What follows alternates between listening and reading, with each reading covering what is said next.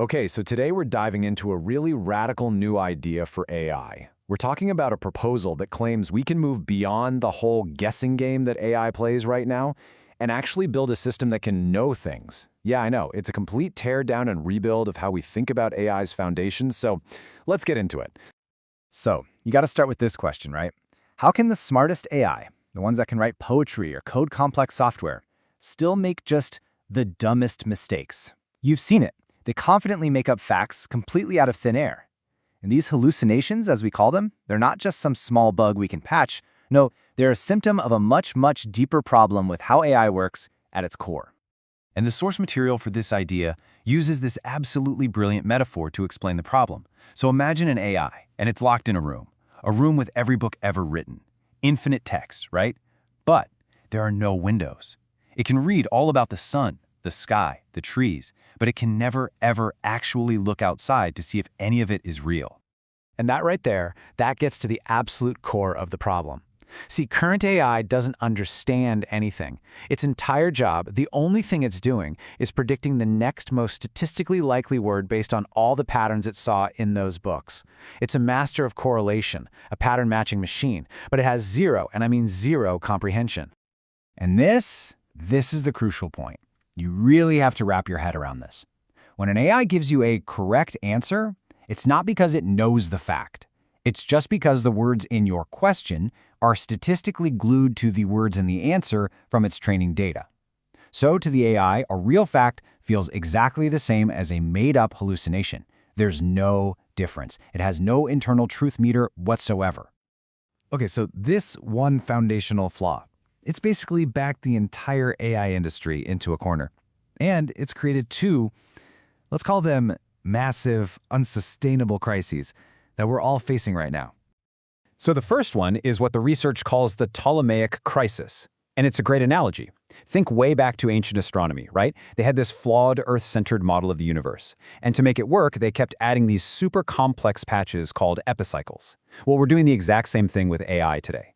We're adding all these complicated fixes like RAG and RLHF to prop up a fundamentally broken architecture, instead of just fixing the core problem.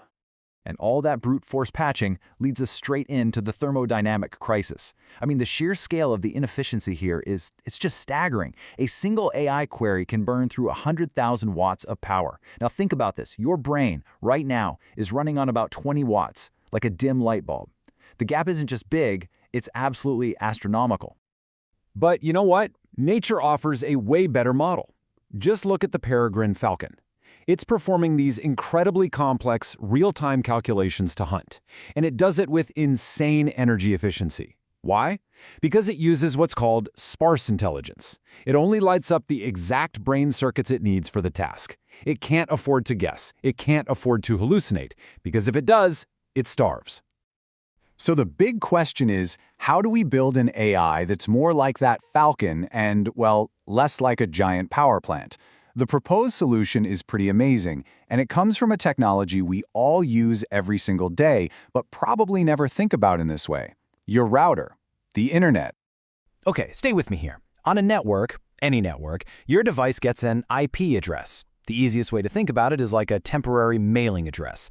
It's just a logical pointer. It tells the network where you are right now. That's why when you go from your house to a coffee shop, you get a totally new IP address. But, and this is the key, your device also has something called a MAC address. This is totally different. It's a permanent serial number that's literally burned into the hardware at the factory. It's a unique, physical fingerprint that proves who the device is no matter where it goes. It is the anchor to physical reality. And that dual address system is the perfect analogy for this proposed new architecture. See, current AI only has the IP address part, the floating logical concept. This new system proposes giving every single piece of information a MAC address, a verifiable cryptographic proof that permanently links it to a specific real-world source. So, okay, that's the big idea, but how does this dual addressing system actually work in practice? How does it tether AI to reality and, stop it from just floating away into hallucination land?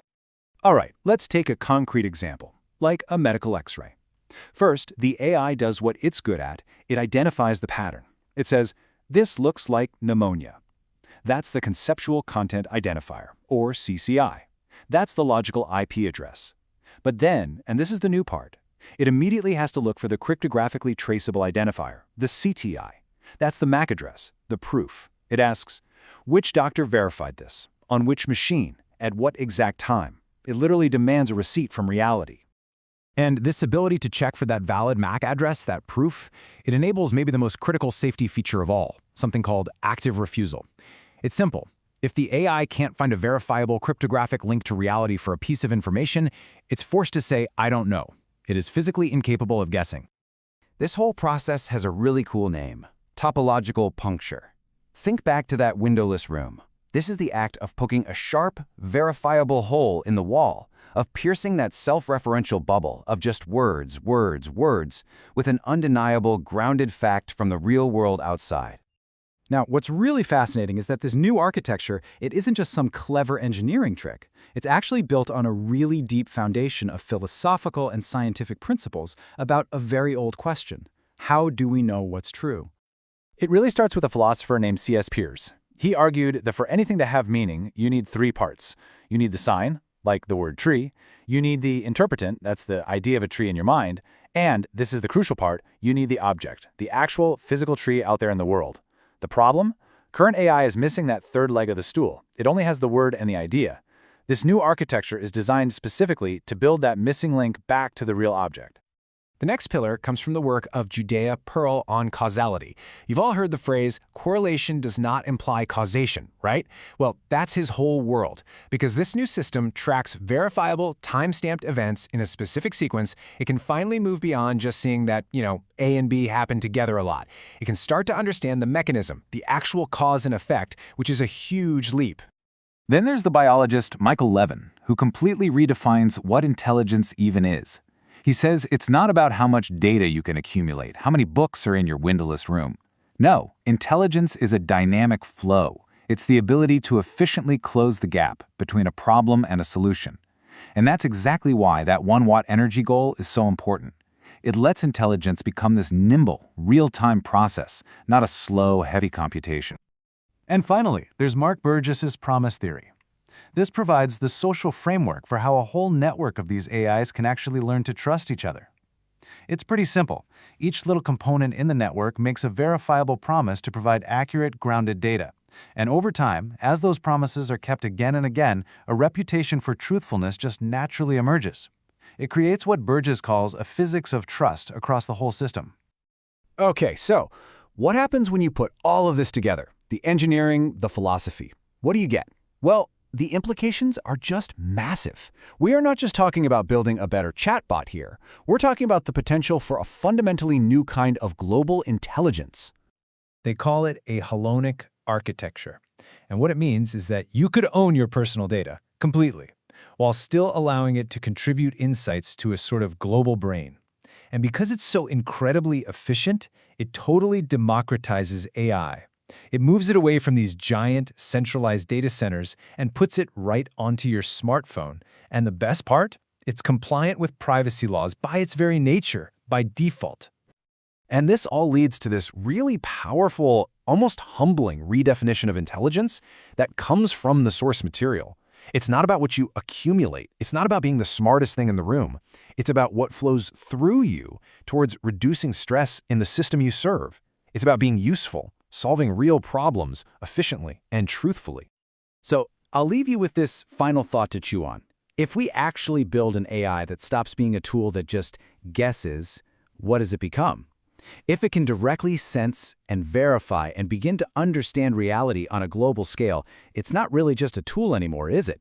It starts to become something so much more profound. It becomes a kind of nervous system for the planet.